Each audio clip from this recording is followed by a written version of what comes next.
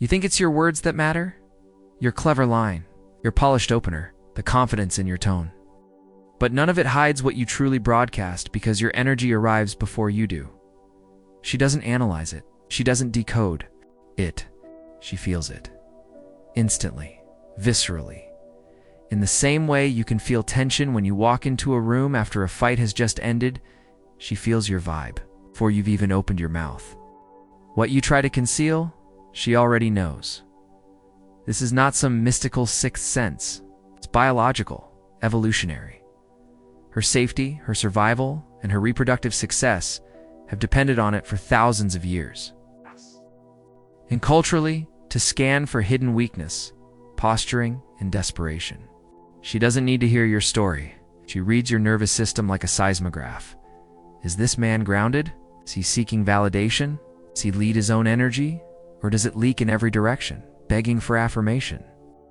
You may believe. You're presenting confidence, but if underneath that presentation is a tremble of self-doubt, she registers it in microseconds. If your smile is coded in craving, if your charm is compensating for a hollow core, she doesn't have to think it through. She just feels off, disengages, turns cold. And you're left wondering why. The answer is simple. You can't fake frequency. You attract not what you want, but what you are. The energy you emit is the deepest truth you carry. It reflects your unconscious drives, your unmet needs, and the inner war between the self you perform and the self you avoid. You may be able to fool yourself, but her body reads your essence like scent. And you can't perfume over weakness until you confront that. You remain trapped, masking, performing, hoping. But power, real power, has no need to hope. It just is. And that, more than anything else, is what she feels, what she trusts, what she responds to. You are not what you say. You are what your energy declares without asking permission. Before her brain makes sense of anything you say, her body has already made the decision. She doesn't choose this. It's not even conscious. It's ancient. Her entire evolutionary inheritance is wired for one task: detecting danger, detecting deception, detecting strength. And this system doesn't operate through thought, it operates through sensation. You've seen it before. The way a woman suddenly pulls back when a man gets too eager. The slight recoil when his words and his vibe don't match. It's not calculation. That's instinct. And instinct always moves faster than logic. Just as animals know whether to flee or follow in a single moment, she tracks whether you are someone to open to or protect herself from, and the deeper truth. That detection isn't even about you. It's about what her nervous system has already survived. She's learned over time to associate certain frequencies, pleading tones, pressured eyes, restless movement with danger, manipulation, or emotional chaos. It could be from her father, her ex, or 1,000 years of ancestral trauma encoded into her cells. So when you carry that same signal, no matter how well groomed you are, it doesn't matter. You've already lost. She doesn't need facts. She needs resonance. Your energy either settles her body or spikes it into hyper-awareness. That means every slight hesitation in your posture, every overcompensation in your laugh, every trace of inauthenticity in your presence is logged and processed without her conscious involvement. She knows whether you're leading from groundedness or reacting from lack. Carl Jung called it the unconscious field. It's that silent force that operates beneath the words, where archetypes and shadows live. You don't control it with charm. Embody it through integration. And if you haven't done that work, if you're fragmented, ashamed, still chasing some imagined ideal, you're already exposed. You can't manipulate her senses with tricks, because those tricks are usually ways to hide the very weakness she's trained to detect. She doesn't need proof. Her body already knows. The question is, do you? If she feels your instability before you speak, it's not her judgment, it's your frequency. Neediness isn't about wanting. It's about dependence. Emotional hunger disguised as attention. A hollow vibration that whispers, please choose me or I'll disappear. And to her, that scent is death. Not dramatic death, evolutionary death. It's a kind that signals, this man cannot protect himself. How could he possibly hold me? You think you're expressing interest. You think your desire is noble, romantic, real. But what you're actually projecting is unfinished business with yourself. Because true desire is clean. It arises from fullness. But when it comes from emptiness, it drips with desperation. And desperation, to the feminine instinct, is danger. Not the seductive kind, the draining kind. She feels it in the way you linger too long after a glance. In the way your compliments seem to ask for something in return. It's now how your eyes search your face, not just to admire, but to gather proof that you're enough. This isn't attraction. It's emotional parasitism. She feels it in her gut. Her nervous system screams, run. Schopenhauer understood the torment of longing, but he also understood its trap. You are not drawn to her essence, you are drawn to the illusion that she can complete something you haven't resolved inside. That illusion keeps you weak. It keeps you performing, keeps you dependent on her response for your sense of worth. And that dependency radiates through everything you do. You can't conceal it. When your energy is a silent request for salvation, she becomes your mirror, your drug, your deity. And no woman wants to mother the man who's trying to seduce her. So she shuts down. It's not because she's cruel, but because her nervous system is protecting her from becoming your emotional life support. Men who lead with clean desire, men who are whole whether she says yes or no, generate a different response. There's nothing to resist because there's no hook, just presence, just groundedness, just power that doesn't flinch. The death smell of neediness isn't a flute, it's a wound, and until you heal it, you leak it. You don't fall for her, you fall for who she lets you become in your mind. That surge of validation, that perfect storm of beauty, attention, and imagined approval. You tell yourself it's her you want, but that's a lie. What you're really chasing is your fantasy of completion. That fantasy doesn't belong to her, it belongs to your unconscious. Carl Jung called this projection, the unconscious act of placing your inner content, your desires, fears, unlived parts, into another person. She becomes the canvas, and you paint her with colors she never agreed to wear. Suddenly, she's not a woman, she's the one, the rescuer of your loneliness, the embodiment of your anima, the divine reward for finally being good enough. But here's the tragedy. While you're locked in that inner movie, she's scanning for reality, for congruence, for coherence between your energy and your words. And when she feels the tension, when your gaze betrays a hunger, you pretend not to have her instinct steps in. She might not understand why, but her system sounds the alarm. Something doesn't match. Something feels off. And she disengages. Meanwhile, you spiral, confused, wounded, believing she rejected you, but she never met you. She only met your performance, your mask built on longing. And she doesn't want to parent your projections. She wants to feel a man who sees clearly, who doesn't need her to be an archetype to feel whole. Here's what no one tells you. She's not confused by your interest. She's repelled by your illusion, because when you project, you disconnect. You stop seeing her and start seeing your need. And that turns her into a symbol. Not a human being. No one wants to be trapped in someone else's mythology. The more you inflate the fantasy, the more reality disappoints you. And the more disappointed you are, the more you blame her. This is how men lose themselves, by falling in love with their own projections and calling it destiny. You want her to trust you? Then see her clearly, not as your savior, not as your mirror, but as she is, unfiltered, unpossessed, until you reclaim your projection. You remain blinded. She remains out of reach. Desire isn't the problem. Blind desire is. The kind that consumes your discernment. The kind that makes you chase an image while betraying your core. When lust becomes your compass, you stop asking, is this aligned? Is this mutual? Is this true? You only ask, can I get her? And once that's your mission, you've already lost. Because now, your energy is no longer sovereign. It bends, it adapts. It performs. You become the version of yourself that you think she wants. You exaggerate your confidence. You mute your standards. You reshape your voice, your rhythm, even your values, just to remain in her orbit. This is not attraction, this is submission. And women sense it instantly.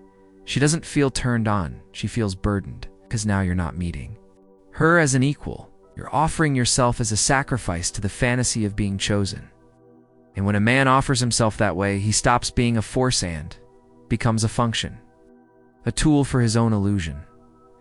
Schopenhauer saw lust not as liberation, but as a trap, a biological drive that blinds the rational mind and enslaves the soul. And when you're owned by it, you start justifying anything. Her disinterest becomes a challenge.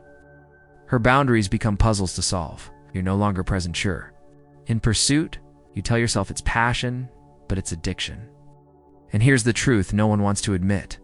The more obsessed you become with getting her, the less of you remains. You start to orbit her identity. You forget your path, your purpose, your posture.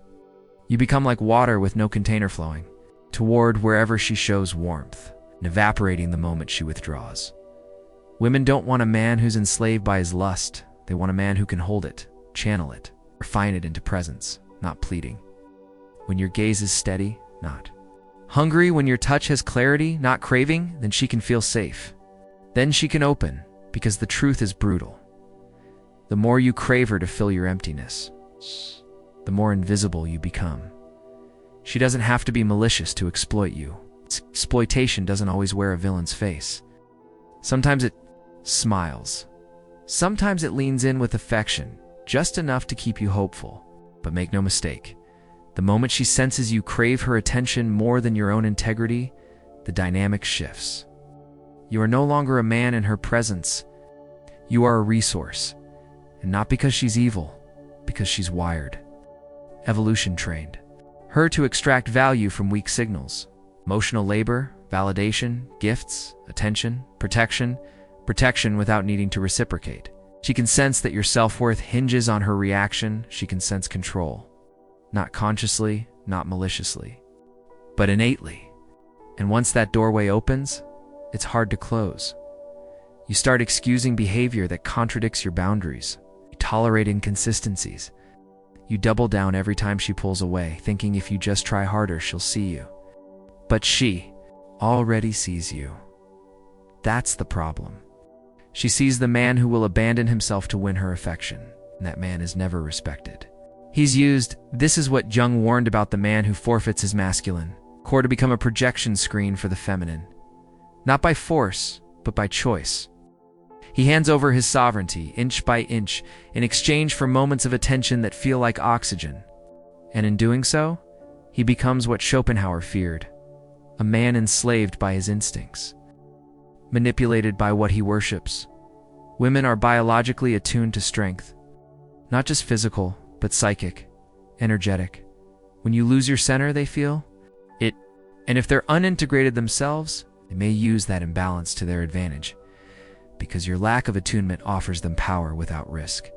They can test your loyalty, your limits, your desperation, and you'll keep showing up, convinced it's love, but it's not love. It's learned helplessness. Who knows? And every time you ignore the pull in your gut, the signal that says something's off, you dig yourself deeper into dependence. A woman cannot exploit a man who is fully attuned to his own value. But the moment you abandon yourself, you teach her to abandon you too.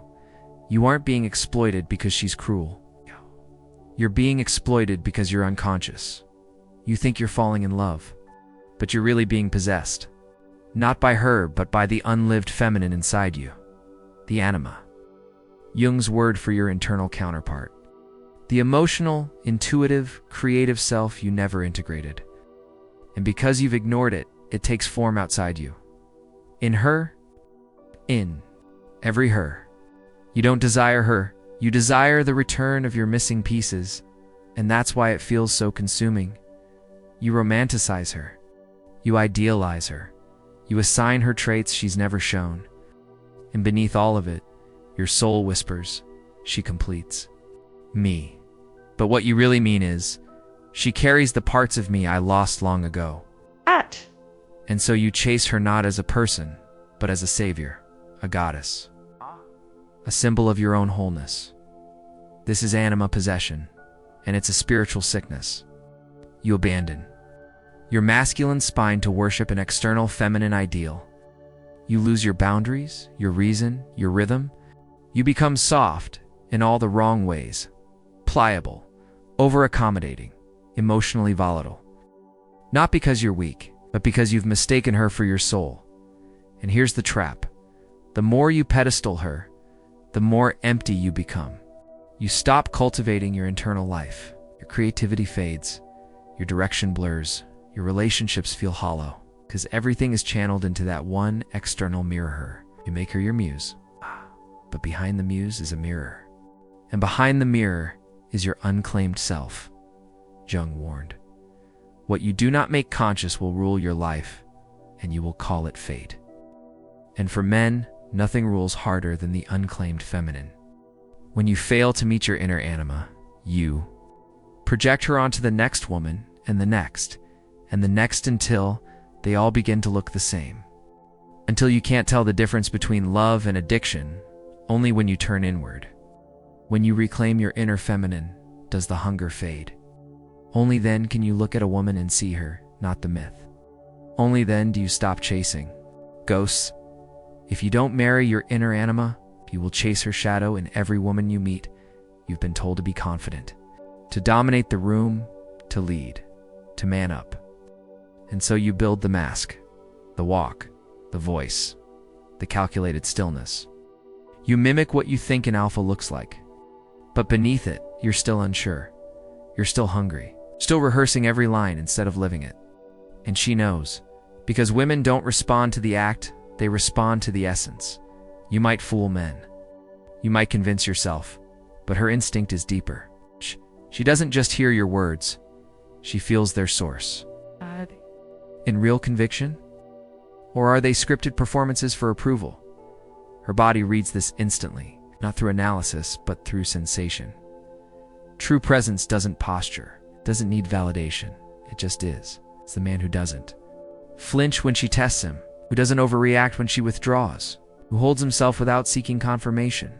That energy creates space, safety, respect. The mask tries to mimic that, but it always comes with tension, strain, a slight delay in the breath, an overemphasis in the eyes. A performance can never relax.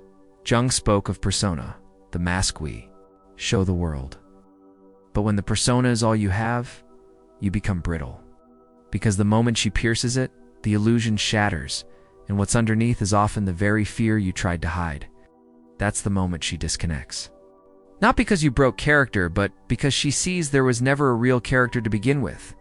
She doesn't want an actor. She wants congruence. A man who feels what he says, who moves from alignment, not strategy. You think the answer is more technique, but the real answer is integration. You don't need to act powerful. You need to become undivided. And from that state, your presence speaks louder than any tactic. Because when you wear the alpha mask, what you really say is, I'm afraid. I'm not enough without it. The masculine that's performed can seduce, but it cannot sustain. She knows. She always knows. There's a moment, a precise shift, when everything changes. Not when you say the right thing, not when you figure her out, but when you stop trying altogether, not from defeat, from sovereignty.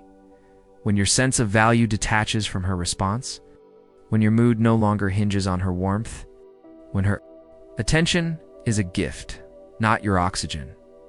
This is the signal she respects. The man who lives at the center of his own orbit, who holds his posture regardless of whether she leans in or walks away, who knows that her approval is not the prize, his. Alignment is, she feels this. It penetrates deeper than charm. Because this is not performance, it's rootedness. And it's rare. You can't manufacture it.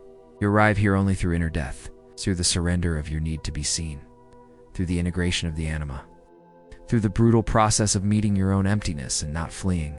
From it, that man doesn't chase, he invites. He doesn't seduce, he radiates. His frequency doesn't spike when she smiles, and doesn't collapse when she withdraws. And the paradox? That's what draws her. Not your tactics, not your edges, but your center. It's a still point that doesn't move in chaos. The part of you that no longer depends on being wanted to feel worthy.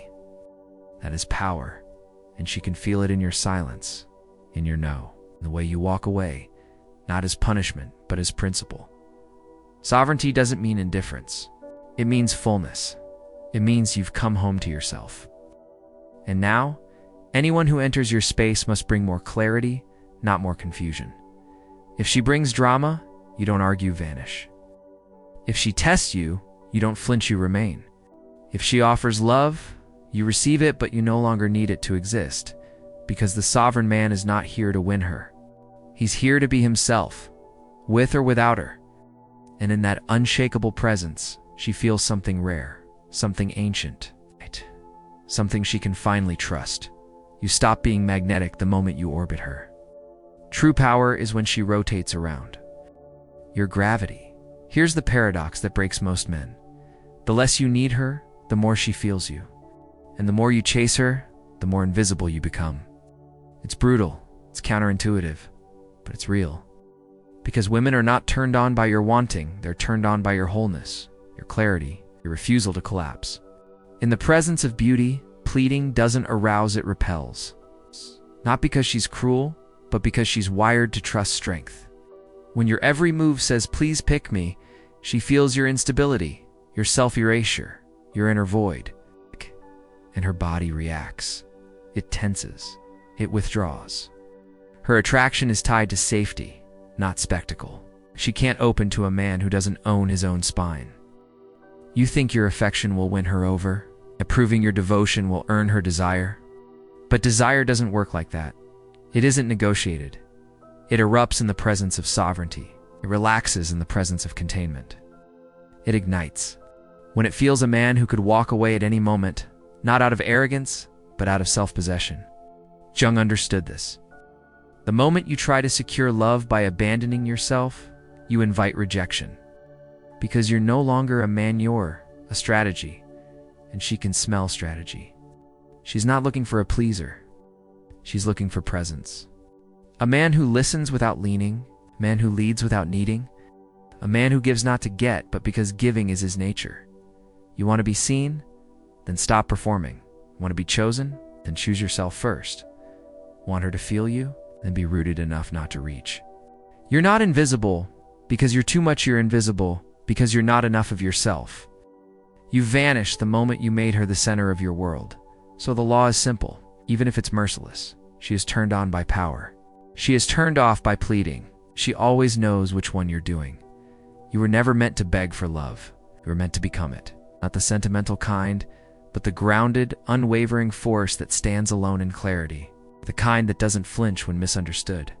The kind that doesn't trade authenticity for attention. Every moment you spend chasing validation is a moment spent leaking your power. And the woman you want, if she's worth anything, doesn't want your performance. She wants your presence.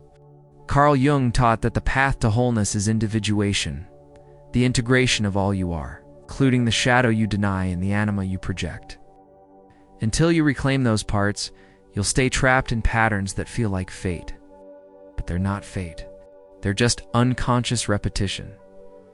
To evolve is to choose sovereignty over seduction, to embody truth over tactics, to lead yourself so completely that no one else's reaction determines your direction. When that happens, women feel it. They don't just admire it, they trust it. Because real power isn't loud. It's still, it doesn't grasp, draws.